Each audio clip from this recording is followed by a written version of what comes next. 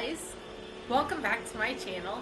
If you're new around here, my name is Nicole, and the vacuum you hear, his name is Robbie. He's cleaning the floors, and I could turn him off, but he's cleaning my floors. And so I think I'll let him run. Today is February 1st, and what does that mean? That means it's a garden tour day. Hey, look at me go! I actually am on point with the first day of the month doing this. So, if you notice, we are in the house. I mean, you see my closet door there that won't stay shut. I don't know why. You see my garden stuff behind me, and that's why we're starting in the house. So in this start here, on this half of it, like it's split in half forward, is Australian brown onion. On the back side of it, we have Zabroon shallots. They have not started sprouting yet that I can see, but let's take a real quick peek. I do have some onions sprouts. There's one here, one there, a couple there. I do not see any shallots just yet. I do have everything on a heating mat. Yesterday I started seeing some sprouts. That's why my grow lights are on. Had I not had any sprouts yet, the grow lights would not be on yet. Moving to this middle tray here, in the front half, I have, trying to get it to focus there, I have sweet Spanish yellow Utah jumbo onion. They are actually a long day onion, so I'm just kind of running an experiment with them. I did use the whole packet. This packet was bought last year. On the back half, I also have yellow sweet Spanish onion. These came from Baker Creek. These were, as you can see, bought in 2021. And I was just trying to use the seed up because, again, it is a long day onion. And I'm kind of on that border of really needing intermediate onions. I could do short day because I'm closer to that short day cutoff. But being intermediate, I might pull off long days. So I thought, well, we'll go ahead and plant them and see what happens. If you're looking, we don't have any sprouts in there that I can see yet. Robbie just thinks he wants to stay in here with us. That's all there is to it. I went ahead and I pulled my third tray off because I have a lot going on here and it was just easier.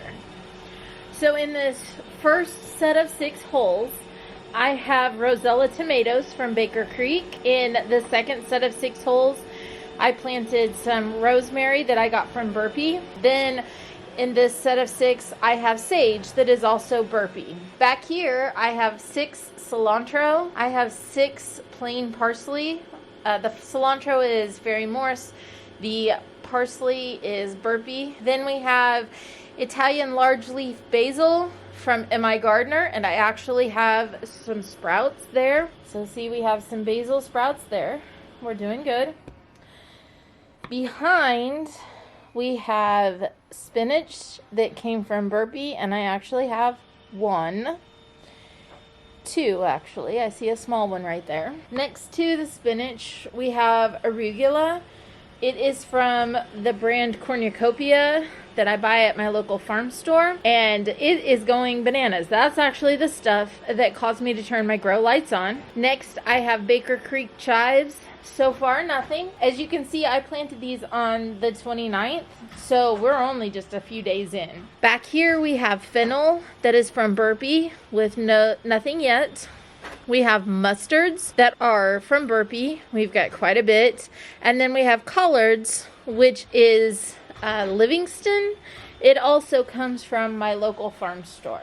So that is what I have started in my house as of February the 1st. Now we will go ahead and suit up because it is 22 degrees outside. And let's head out to the garden and see what's going on. We are a zone 6B here in Southwest Missouri where I live. And I was so hoping that I would be able to share the weather that we've been having in a garden tour. Here in Southwest Missouri, we could have a very mild winter where we get nothing and can run around in windbreakers, or we can have such a cold winter that you wish you had your bibs on in-house, like you're so cold. So I do want to point out that I got all my mulching done around my mom's here on the side of the house.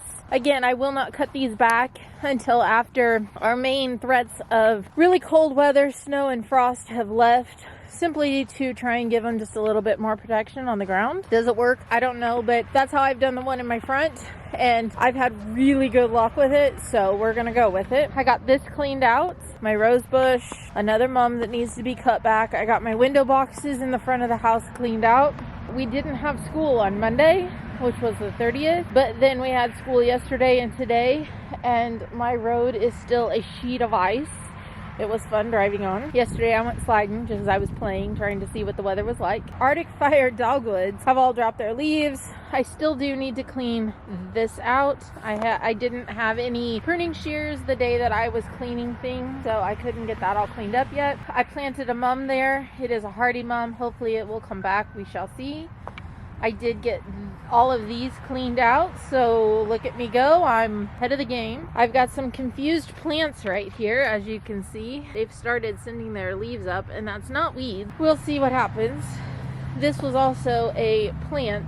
I don't remember what kind. It's confused. Our weather has been crazy. We've gone from 61 day to 17 the next as a daytime high. So my plants get confused in Missouri. This is the mum that is hardy that I have had such good luck with, and I usually don't trim it back until, you know, just before our last freeze. I'm gonna treat the other ones the same way I've treated this one and just see how it goes. I don't actually know if the mum in this pot here and the matching mum in that pot over there are hardy mums or not, so we're kind of using them as an experiment. I do have a bunch of weeds. I came through and pulled weeds and mulched, and I still have ground cover weeds, which is so frustrating. And this cold weather snap obviously isn't killing them because they're still bright green. I do need to clean this out. I have not done that yet. Another mum that won't be trimmed back until later. I've got some weeds coming up there. Lovely. This is that butterfly bush. Hopefully it comes back. The garden boxes have been cleaned out. Another mum. And finally, my big rose. He's gonna, ooh, I fell.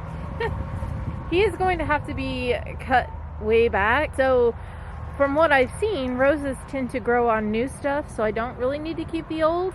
I don't think. I need to do a little more research. But he actually started growing up into my shutter. We found this out when we were hanging Christmas lights back in November. So I need to cut him back. Plus, that truck was really loud. Plus, this spring we are going to be residing my house finally.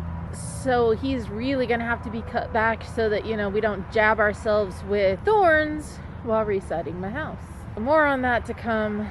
And if it doesn't happen, well, I still have siding on my house, so I'm not too worried about it. Okay, making our way over here, I just want to show that this is the outer road that I live on.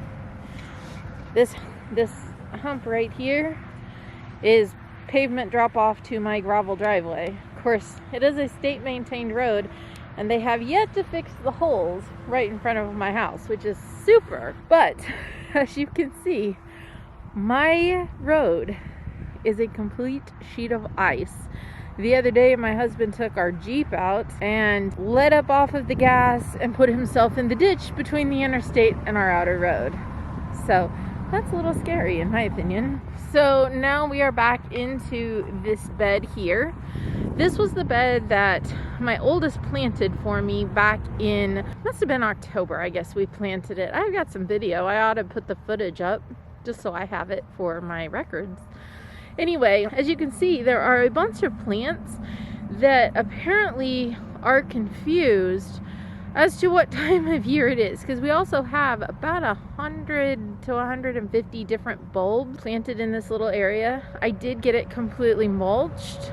The snow is sitting on top of our mulch. I wonder if some of the little green sprouts I'm seeing aren't portions of the grass still. They might be bulbs too, by the way that they are spread out. So it will be interesting to see come probably mid to late March, early April, what of my bulbs actually appear. Slide across my driveway. I've already tried to bust my butt this morning in a parking lot.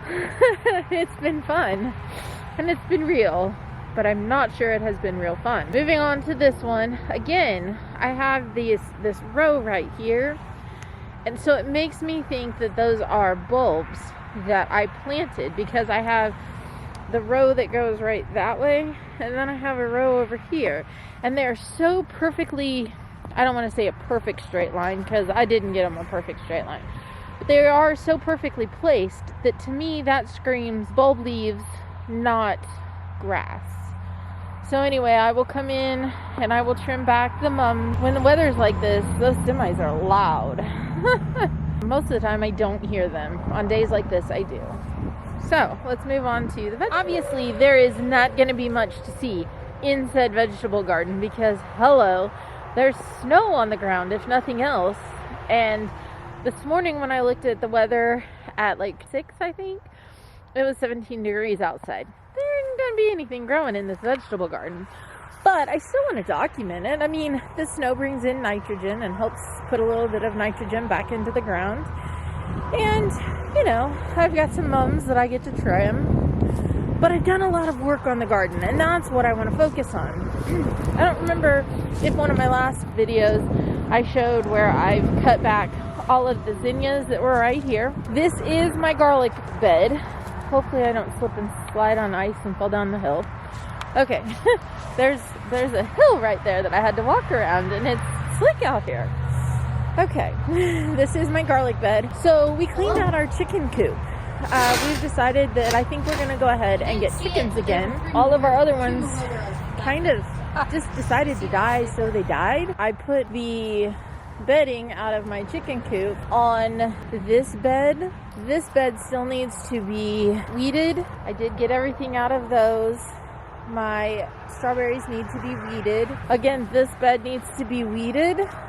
This bed needs to be weeded. Starting on this bed where that stupid gourd was, I brought in just some mulch. I've got the mulch that I used on my flower beds, and I put mulch here. I mulched this bed, and it's just mulch. There's nothing extra fancy or anything like that. It's just mulch that I had. This bed here and my little short 4x8 bed there. This one's a 2x16, or maybe it's a 3x16.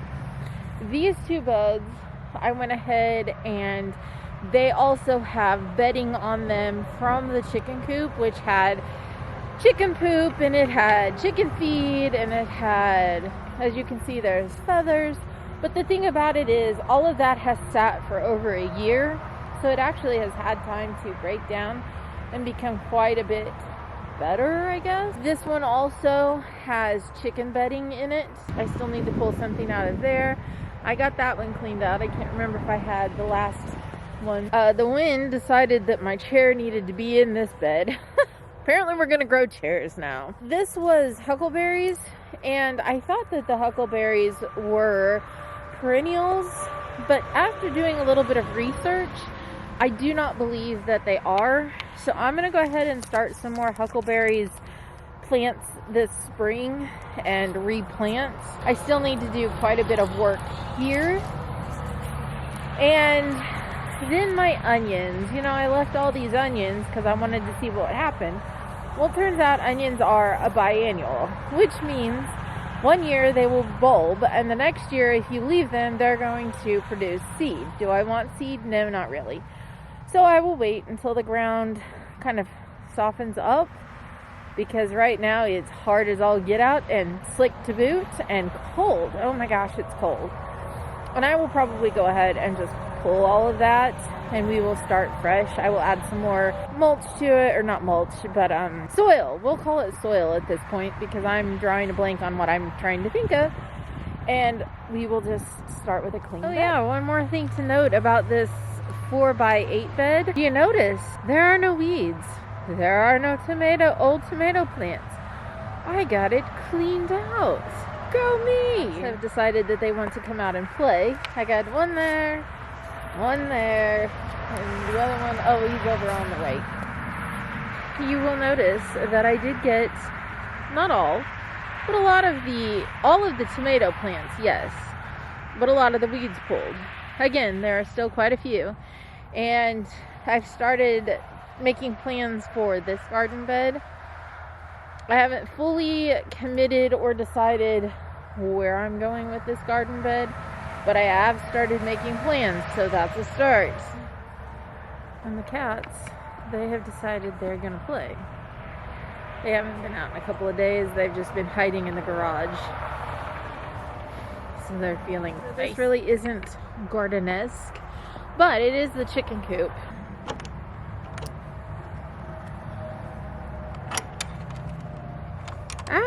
It won't open. There we go. My oldest came in and cleaned it. Apparently there's a perch 2x4 right there for them to roost on or perch on. And I guess she kept whacking her head on that. She did get a very nice job of cleaning it out.